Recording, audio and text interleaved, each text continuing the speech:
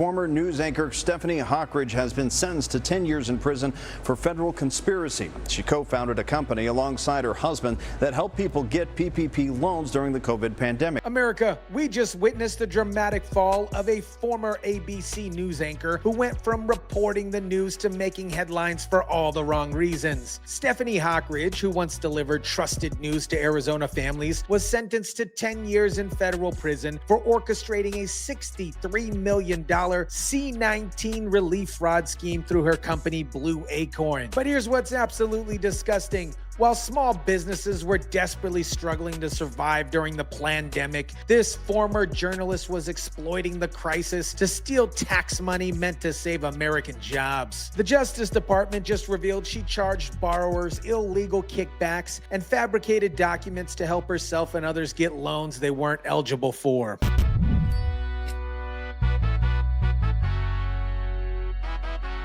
News anchor is facing federal charges in connection with an alleged scheme to fraudulently obtain COVID-19 relief money. What is up, guys? Tyson DELACRUZ here. Thank you so much for rocking with me. This case perfectly illustrates how some people saw the pandemic as an opportunity to get rich off of taxpayer-funded programs designed to help struggling Americans. Let me take you guys through the timeline of how a respected news anchor became one of the biggest C-19 fraud criminals in American history. Stephanie Hockridge spent years as a trusted face on ABC15 in Phoenix, delivering news to Arizona families who relied on her for accurate information. We are getting a look at a newly unsealed indictment in Texas charging two people who ran a Scottsdale startup in a scheme to defraud taxpayers through the Paycheck Protection Program during the pandemic. But in April 2020, as the pandemic was devastating small businesses across America, Hockridge and her husband Nathan Reese saw an opportunity. They founded Blue Acorn in Scottsdale, supposedly to help small businesses and independent contractors apply for Paycheck Protection Program loans, PPP loans. As the pandemic swept through the country in 2020,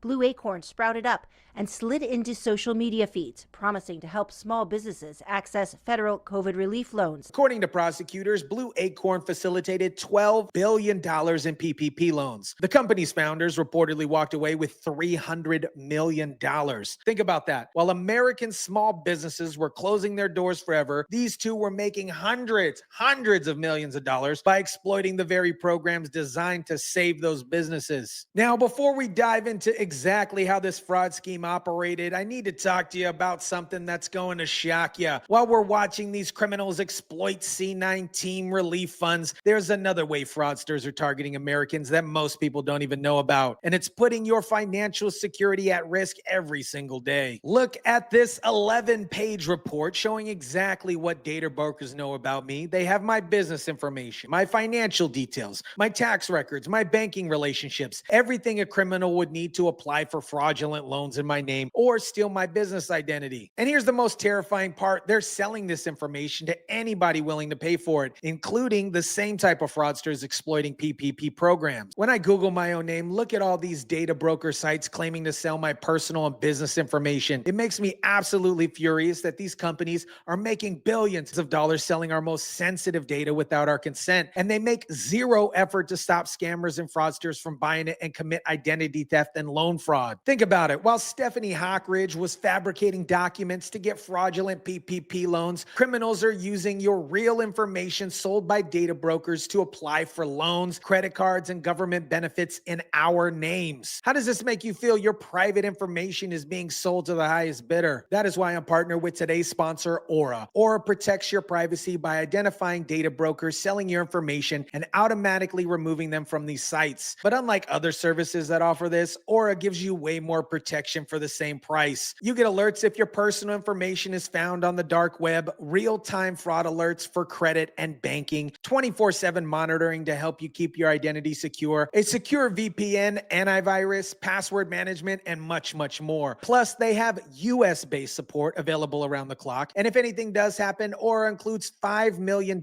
in identity theft insurance protection with US fraud experts ready to help 24/7. You can try Aura free free for 14 days at aura.com/Tyson DELACRUZ. That is definitely enough time for Aura to start scrubbing your personal information off these data broker sites without you even lifting a finger. I'm not leaving myself vulnerable to data brokers and financial fraudsters, and you shouldn't either. Here's how their sophisticated fraud operation worked. According to the Justice Department, Hockridge and her co-conspirators offered personalized services called VIPPP to help potential borrowers complete PPP loan application. But obviously this wasn't legitimate assistance. This was organized fraud. The indictment also accuses the couple of falsifying documents about finances for their own small businesses to get PPP loans for themselves. According to prosecutors, Hockridge also took kickbacks through something called the VIPPP program. They recruited referral agents to coach borrowers on how to submit false PPP loan applications to get larger loans for certain applications. They fabricated documents including payroll records, tax documentations, and bank statements. Then they charged borrowers kickbacks based on the percentage of funds that they received. I actually remember being reached out by Blue Acorn for a few of my businesses during the pandemic time. They wanted upfront fees and personal information immediately. When I saw these type of companies popping up everywhere, I never really was interested. One, because I didn't need it. And second, it just seemed too scammy for me. My instincts were absolutely right here. Authorities say that Hockridge and her husband, Nathan Reese, submitted fraudulent PPP loan applications and charged borrowers illegal kickbacks. The couple is facing charges of conspiracy to commit wire fraud and 4 counts of wire fraud. The fact that they were charging illegal kickbacks should have been a massive red flag for anyone involved. Legitimate PPP assistance was supposed to be free or involve standard processing fees, not a percentage-based kickback based on incentive fraud. The legal proceedings against Hockridge have been playing out for over a year. Back in June, after a 5-day trial in Texas, she was found guilty of conspiracy to commit wire fraud, but not guilty on the individual wire fraud charges. The defense tried to argue that Hockridge acted in good faith and was taking steps to prevent fraud. But the jury saw through that defense when it came down to the conspiracy charges. They recognized that this was an organized criminal enterprise, not some well-intended business that got out of hand. Federal prosecutors asked for 16 to 19 years in prison, just shy of the 20-year maximum. They called her crime pervasive fraud and said that she refused to accept responsibility. Instead, continued to blame everybody but herself about her conduct. Last Friday in Fort Worth, Texas, Stephanie Hockridge learned her absolute faith. The judge sentenced her to 10 years in federal prison and ordered $64 million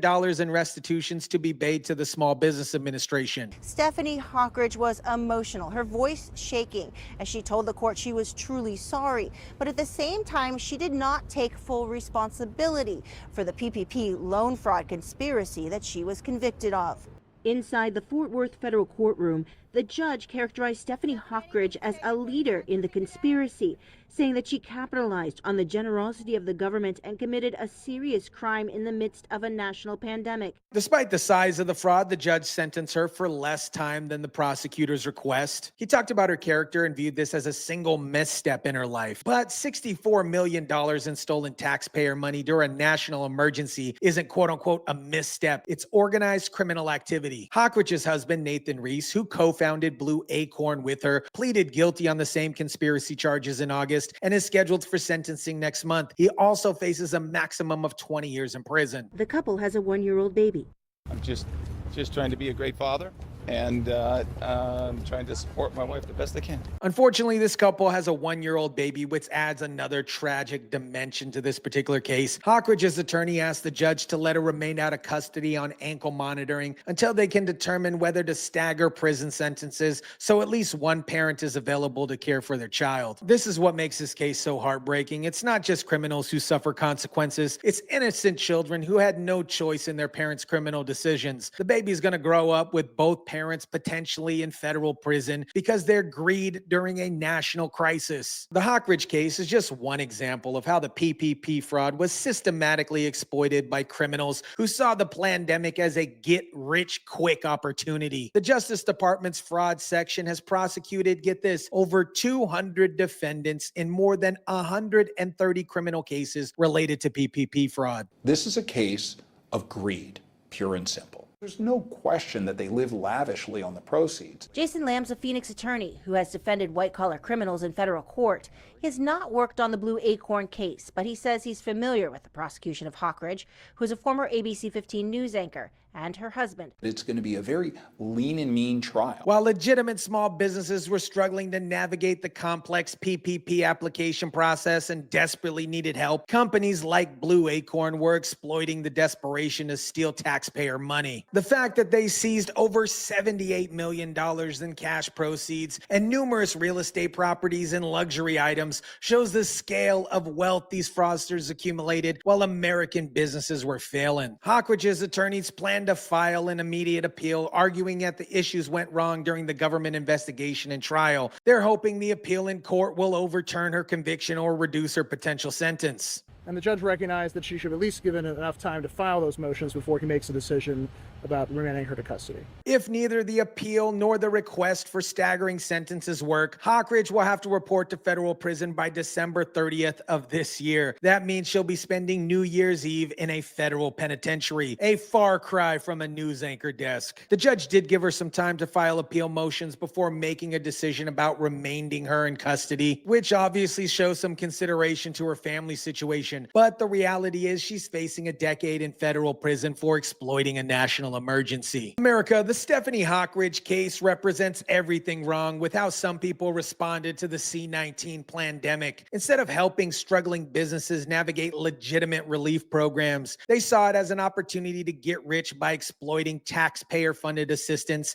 meant to save American jobs. The transformation from trusted news anchor to convicted federal criminal is a cautionary tale about how greed can corrupt anybody, regardless of their profession, background, or public reputation. Arizona families trusted her to deliver accurate news, but she betrayed that trust by becoming the news herself. The $64 million in restitution she owes will likely never be fully recovered, which means taxpayers will bear the cost of her criminal enterprise. Every dollar she stole was a dollar that couldn't help a legitimate small business survive the pandemic. Her husband, Nathan Reese, faces sentencing next month and could receive an even harsher sentence since he pleaded guilty and might be expected to show more remorse. Their one-year-old child will grow up with both parents potentially in federal prison. The Justice Department's aggressive prosecution of PPP fraud cases sends a clear message that exploiting national emergencies for personal gain will result in serious federal consequences. But the damage is already done. Billions in taxpayer money was stolen while legitimate businesses struggled and failed. My instinct about Blue Acorn being scammy were absolutely correct. When companies are demanding upfront fees and personal information immediately during a crisis, that is a usual red flag for fraud. Legitimate assistance doesn't require kickbacks or suspicious urgency. This case should remind us all to be skeptical of companies that pop up during emergencies, promising easy money or quick solutions. If it seems too good to be true, it probably is. Let me know what you guys think about this. Drop it down in the comment section down below. Smash the like button if you kindly would. Share, subscribe, and as always, guys, I'll catch you on the next one.